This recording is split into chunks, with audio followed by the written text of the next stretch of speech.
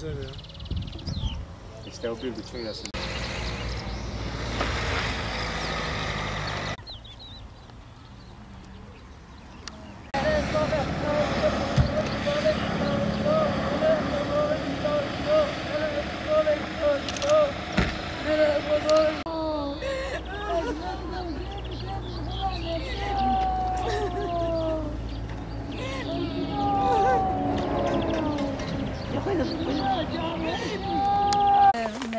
فقیری جاری در باز که کسی متنه بود زارمانی پچو ای مزن تنی بود خورده تان دکر خلکی خیره خلمه دکر کسی متنه بود خدای مه بود من رو به روی داره خود کر زور بود او گو بشیب آگه به مالا مکرد بحثیام زارم گچون از حیام من دکوخ مخش افرخز ده پنجریر در کتم وگریم زارم تنه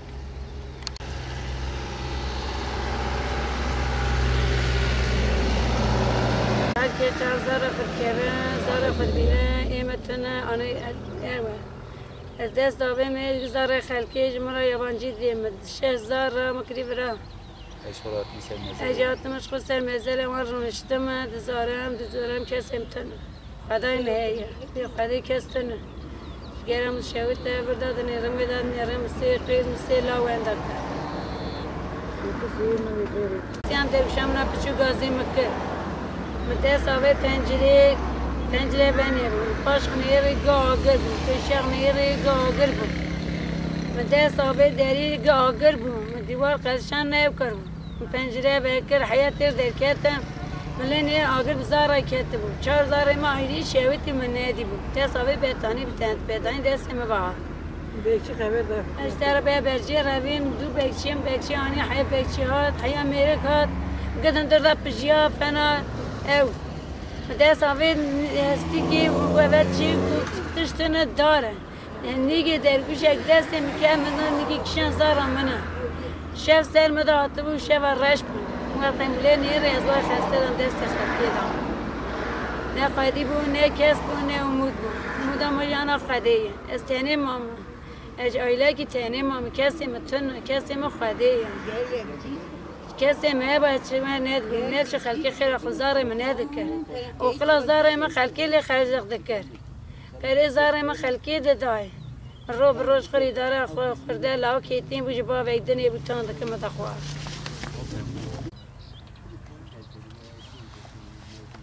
İlk önce haberim oldu. Dışarıdan kaldılar. Orada şu otlar, çamurlar dedi yerlerinize bir oda yapmışlar. Ben gittim haberine vardım. Onlara bir buzak aldım.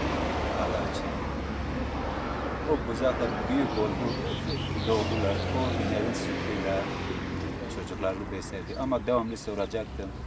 Diyordu çok şükür. Bana bir şey demiyordu. Bu sonra da bana anlattı. Bana sahip çıkmazlardı. Kardeşime anlatsam برای ناجیم نشین خدی بیا جیا دایمی کسی نه دایمی خدی رابو دست شش حوال نف دستم در خز بر yeni öğrendim çektiği eziyetleri çökteki beslediğin 6 tane çocuklarıyla bugün yandı. Bugün de tek başına kaldı. Bir Allah'a kaldı. Bugün de bizim sunmamız hepimizden gelir. Hepimizde bir şey yapsalar. Atmalı buraya kadar zarı yemekler rahat derdim ha. Zarı ne dikkatim var. Tep çeltik ve deli de işte. Diye malum yetişim. Atmalı buraya kadar. Bugün analar günüdür, herkes gidip anaları sevindiriyor. Biz mezara gelmişiz. Mezarın başında. Ses yok, seda yok.